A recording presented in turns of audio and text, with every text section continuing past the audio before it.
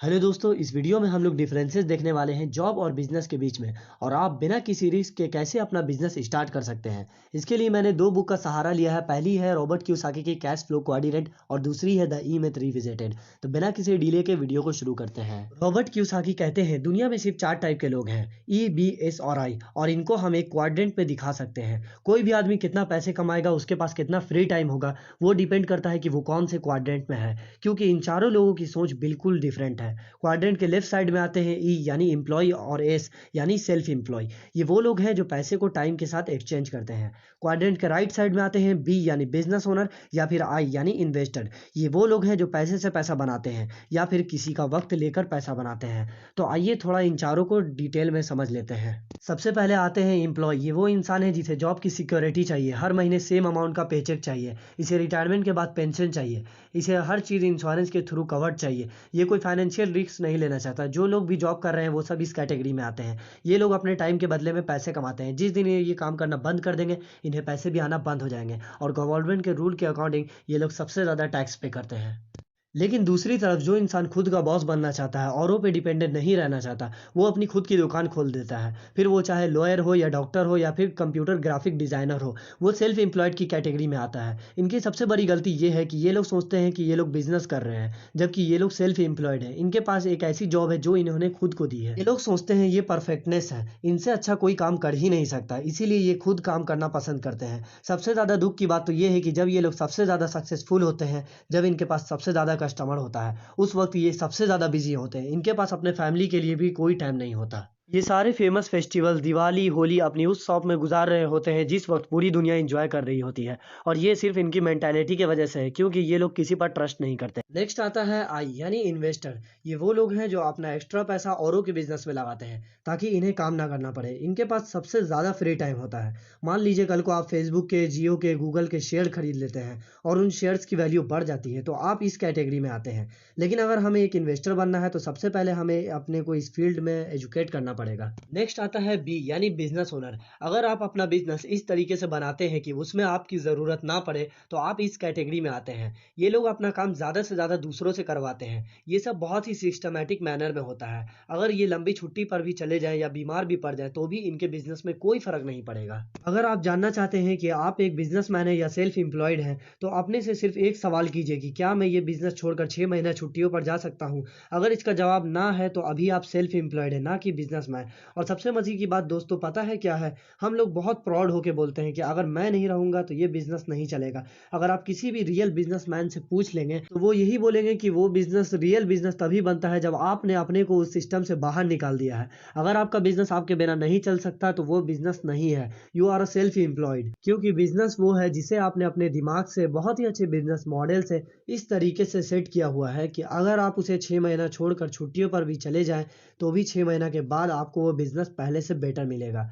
सवाल ये आता है कि ऐसा लेवल अचीव करने के लिए हमें क्या, किस तरह के स्टेप उठाने पड़ेंगे। इसकी सबसे पहली रिक्वायरमेंट ये है कि आप हर वक्त अपने से एक बात पूछेंगे, मैं अपने को इस बिजनेस से कैसे बाहर निकाल सकता हूँ ताकि ये बिजनेस मेरे बिना भी चलता रहे। तो यही है दोस्तों, चार टाइप की मेंटालिटी, ई, एस, बी और आई। एम्प्लॉय मेंटालिटी वो होता है कि उसकी एक बार जॉब लग जाए उसके बाद उसकी लाइफ सेट है, उसको कोई टेंशन नहीं लेना पड़ता, वो सिक्योरिटी को अपना प्राइम ऑब्जेक्टिव मानता है। ये सेल्फ एम्प्लॉयड लोग वो होते हैं जो किसी के अंदर काम करना पसंद नहीं करना चाहते हैं, लेकिन वो अपने आप को परफेक्टनेस मानते हैं और सारा काम खुद ही करना चाहते हैं। इसीलिए जब वो सबसे ज़्यादा सक्सेसफुल होते हैं तब वो सबसे ज़्यादा थके होते हैं। नेक्स्ट आता है बी बिजनेस मेंटालिटी। ये लोग वो हैं जो इस तरीके के सिस्टम क्रिएट करते हैं जो और लोगों से काम करवा सकें और खुद बिजनेस संभाल सकें। अब आता है आई इन्वेस्टर मेंटालिटी के लोग वो हैं जो औरों के बिजनेस को एनालाइज करते हैं, उनके बिजनेस में पैसा लगाते हैं और अपना पैसा बार बार मल्टीप्लाई करते रहते हैं। अब हम लोग देखेंगे कि ₹0 इन्वेस्ट करके, यानी बिना किसी रिस्क के हम अपना बिजनेस कैसे स्टार्ट कर सकते हैं।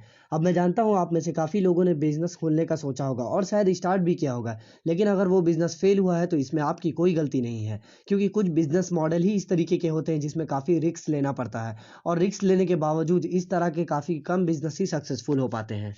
आप में से कई लोग जो इस बात से डरे हुए हैं कि अगर उन्होंने बिजनेस स्टार्ट किया और वो फेल हो जाता है तो उनके घर की फाइनेंशियल कंडीशन खराब हो सकती है।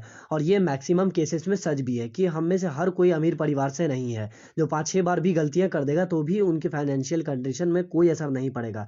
अब हमको बचपन से ही सिखाया गया है कि बिजनेस स्टार्ट करने के लिए तो पैसा चाहिए होता है, और इन लोगों की वजह से ही हम में से काफ़ी लोग बिजनेस स्टार्ट नहीं कर पाते हैं और सोचते ही रह जाते हैं। पर आजकल के ज़माने में ऐसा नहीं है और हम बिज़नेस बिना किसी इन्वेस्टमेंट के भी स्टार्ट कर सकते हैं। और ये बिज़नेस प्लेटफ़ॉर्म है कस्टमर फ़ोकस। इस टाइप के बिज़नेस प्लेटफ़ॉर्म हमें बोलते हैं कि आप कस्टमर ढूँढें, हम प्रोडक्ट देंगे। इन प्लेटफ़ॉर्म के कई सारे फ़ायदे हैं। पहला फ़ायदा ये है कि हमें इस केस में कोई इन्वेस्टमेंट नहीं करनी पड़ेगी, हमें प्रोडक्ट खरीद के अपने पास नहीं रखने पड़ेंगे और सारा रिस्क इस प्लेटफ़ॉर्म का रहेगा। इस प्लेटफ़ॉर्म का दूसरा फ़ायदा ये है कि हम इस मार्केट के डिमांड को समझ सकते हैं बिना इन्वेस्टमेंट किए। मेरे पास ऐसे बहुत रियल लाइफ़ एग्ज़ाम्पल्स हैं जिन लोगों ने बिना मार्केट के डिमांड को समझे बिना प्रोडक्ट सिर्फ अपने पसंद का ले लिया, अपने इमोशंस के अकॉर्डिंग प्रोडक्ट खरीद लिए और लाखों रुपए इन्वेस्ट कर दिया और बाद में उन्हें पता चला कि वो प्रोडक्ट उन्हें चाहिए ही नहीं। ये examples how to make friend influence people की किताब में और अच्छे तरीके से समझाया गया है। एक बार एक आदमी काफी देर तक कांटा लगाकर मछली को पकड़ने के लिए एक लेक के किनारे बैठा रहता है, लेकिन वो एक भी मछली नहीं पकड़ पाता। काफी देर के बाद उसका दोस्त आता है और उससे पूछता है कि तूने एक भी मछली क्यों नहीं पकड़ी, तूने मछली पकड़ने के लिए क्या चारा डाला है? तो वो बोलता है कि मैंने इसमें टेस्टी स्ट्रॉबेरीज रखी हैं। ये सुनकर उसका दोस्त हंसने लगता है और बोलता है कि मछली को स्ट्रॉबेरीज नहीं पसंद, इनको पकड़ने के लिए तुझे कीड़े लगाने चाहिए थे। तो ये सुनकर वो बोलता है कि मगर स्ट्रॉबेरीज तो ज्यादा टेस्टी होते हैं। आई होप कि आप पॉइंट समझ चुके होंगे। हमें कस्टमर को वो चीज़ देना है जो उन्हें पसंद है, ना कि हमें। आप किसी बूढ़ी औरत जो कि डायबिटीज़ की मरीज़ है, उसे मसल बनाने के लिए वे प्रोटीन नहीं बेच सकते हैं। इसीलिए हमें वैसे प्लेटफ़ॉर्म चॉइस करने चाहिए जिससे मार्केट के डिमांड को समझ सकें, वो भी बिना इन्वेस्टमेंट के या फिर मिनिमम रिस्क लेकर। इस प्लेटफ़ॉर्म का तीसरा और सबसे बड़ा फ़ायदा ये है कि आपके पास कस्टमर का डेटाबेस होता है, यानी कॉन्टैक्ट्स होते हैं, फ़ोन नंबर्स होते हैं, ईमेल एड्रेसेस होते हैं और उनके साथ एक पर्सनल रिलेशनशिप होता है। और मेरे ओपिनियन में बिज़नेस में सिर्फ यही एक ट्रू एसेट्स है और 99% बिज़नेस में इसी स्किल को सुप्रीम माना जाता है और सब इसी को फॉलो करते हैं। अगर आप भी इस तरीके का बिज़नेस करना चाहते हैं तो जिसने भी आपको ये वीडियो सेंड किया है आप उसे कॉन्टैक्ट करें या फिर आप हमें ईमेल या व्हाट्सएप कर सकते हैं। तो उम्मीद है दोस्तों आपको ये नॉलेज बहुत ही पसंद आई होगी। Wish you very all the best, keep reading, keep growing and thank you for watching.